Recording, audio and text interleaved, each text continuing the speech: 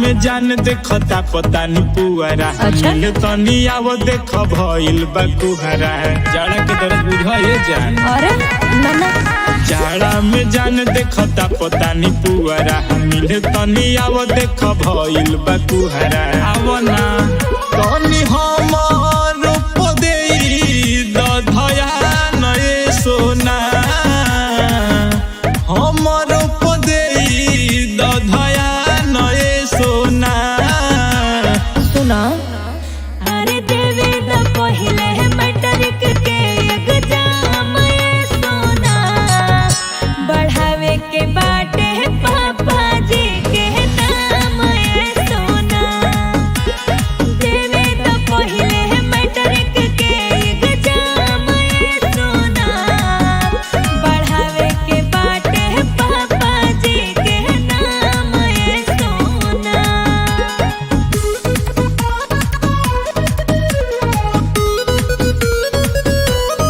Music by Shivam Suman।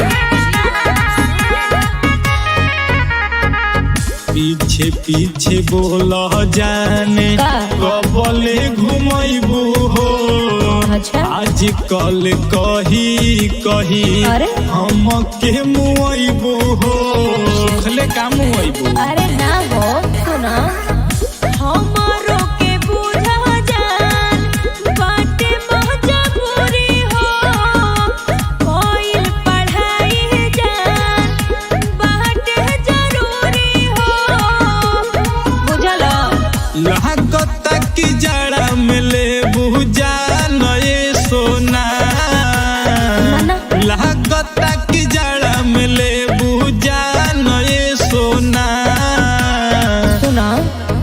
अरे देवे द पहिले मैट्रिक के एग्जाम ये सोना बढ़ावे के बाटे पापा जी के नाम ये सोना। देवे द पहिले मैट्रिक के एग्जाम ये सोना बढ़ावे के बाटे पापा जी के नाम ये सोना।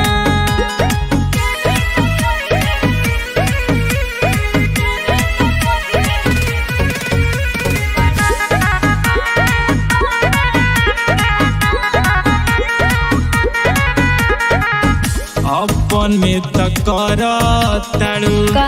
जहानू पढ़ाई हो हाँ तो? दिलावा हमार जानू का? देबू का जराई हो ना सुना कुछ बुझे जा सुना।